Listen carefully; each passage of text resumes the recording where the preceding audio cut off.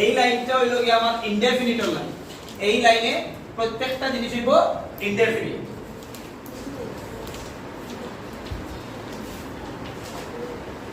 Indefinite তো present indefinite থাকলে আমরা কিটা করব, ভার্বটা V1 ফর্মে থাকবো। সাধারণত ভার্বটা V1 ফর্মে থাকবো। সাধারণত ভার্বটা কিটা থাকবো, V1 ফর্মে থাকবো। যদি সাবজেক্টটা প্রেজেন্ট ইনডেফিনিট টেন্সের সাবজেক্টটা যদি থার্ড পারসন সিঙ্গুলার নাম্বার হয়, তাইলে ভার্বের সাথে s বা es লাগাইতাম। থার্ড পারসন সিঙ্গুলার নাম্বার কিটা? থার্ড পারসন বলতে আমরা জানি যেমন প্রোনাউন হি শি আছে, ইট আছে, তারপরে যেমন রাম শাম যদু মধু, পৃথিবীর মধ্যে যত কিছু নাম আছে সবগুলা থার্ড পারসন। থার্ড পারসন থাকিয়া যদি তার নাম্বারটা সিঙ্গুলার হয় তখন ভার্বের সাথে আমি s বা es লাগাই দিব।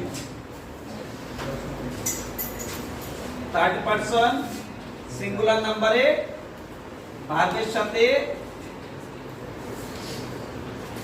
মনে রাখবেন, থার্ড পারসন সিঙ্গুলার নাম্বার ভার্বের সাথে s বা es, ভার্বের সাথে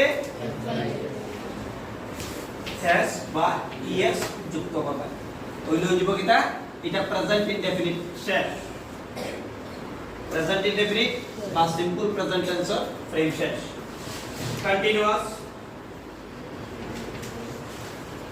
কন্টিনিউয়াসে কিটা করি আমরা? কন্টিনিউয়াসে সাবজেক্টের সঙ্গে am is are, am অথবা is অথবা are এবং ভার্বের সাথে আমি প্লাস করব ing, একদম সিম্পল ফর্ম। পারফেক্টে কিটা করব আমি? পারফেক্ট যেমন প্রেজেন্ট পারফেক্টে গিয়া have অথবা has, সাবজেক্টের সাথে have অথবা has এবং ভার্বে B3 ফর্ম। তাইলে এখন আইছে sir B1 B3 B2 form কিটা, আমি একটু পরে ডিসকাস করলাম B3 ফর্ম কিটা। তারপরে হলো পারফেক্ট কন্টিনিউয়াস টেন্স।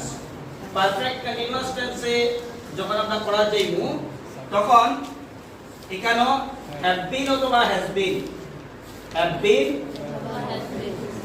অথবা has been ভার্বের সাথে ing। একটা কথা মনে রাখবা, যখন কোনো টেন্সের কন্টিনিউয়াস নাম থাকবে তখন ভার্বের সঙ্গে ing থাকবে। এই কন্টিনিউয়াস হোক বা পারফেক্ট কন্টিনিউয়াস, ঠিক আছে, তখন ভার্বের সঙ্গে ing থাকবে। নেক্সট আমরা পাস্টের ক্ষেত্রে দেখি। পাস্টের ক্ষেত্রে বিশেষ কোনো কাজ নাই।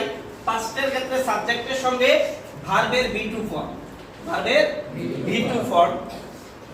পাস্ট কন্টিনিউয়াসে সেম am is are এর past form followed by was অথবা were, এবং যেহেতু স্যার একটা কথা কইছি কন্টিনিউয়াস আছে, কন্টিনিউয়াস থাকা মানে ভার্বের সঙ্গে ing। তারপরে পারফেক্ট টেন্সের ক্ষেত্রে সেম ভাবে had ভার্বের V3।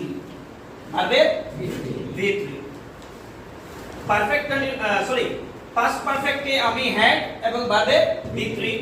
আবার পাস্ট পারফেক্ট কন্টিনিউয়াসে গিয়া had been এবং ভার্বের সঙ্গে ing। এখানে কন্টিনিউয়াস লেখা আছে, ভার্বের সঙ্গে ing।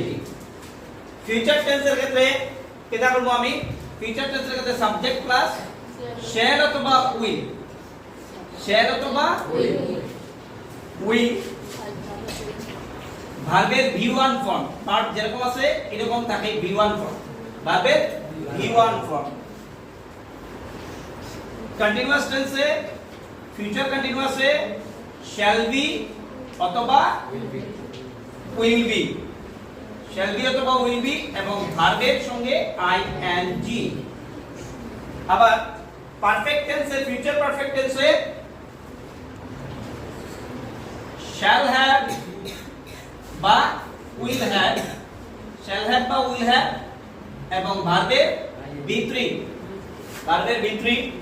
আবার ফিউচার পারফেক্ট কন্টিনিউয়াস টেন্সে shall have been বা will have been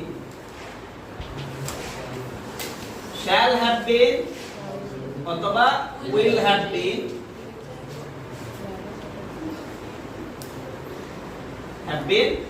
প্লাস ভার্বের সঙ্গে ing।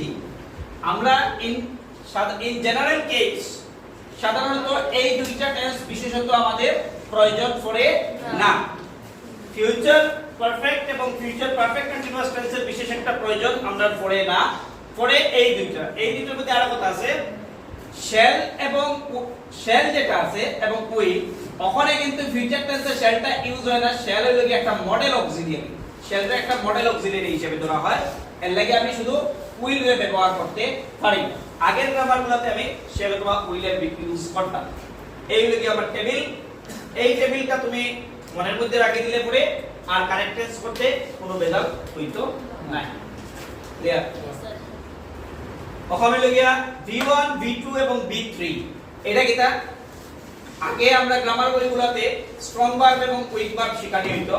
সেই স্ট্রং ভার্ব এবং কুইক ভার্বের মধ্যে ভার্বের তিনটা ফর্ম থাকে। সেই ফর্মটা কিটা একটা হলো V1, একটা হলো V2 এবং একটা V3। V1 মানে হলো ভার্বের প্রেজেন্ট ফর্ম, V2 মানে হলো ভার্বের পাস্ট ফর্ম এবং V3 মানে হলো ভার্বের পাস্ট পার্টিসিপল ফর্ম, ভার্বের পাস্ট পার্টিসিপল ফর্ম। তো তিনটা ফর্ম, V1 মানে ভার্বের প্রেজেন্ট ফর্ম, V2 মানে ভার্বের পাস্ট ফর্ম, V3 মানে ভার্বের পাস্ট পার্টিসিপল ফর্ম। এটা হলো।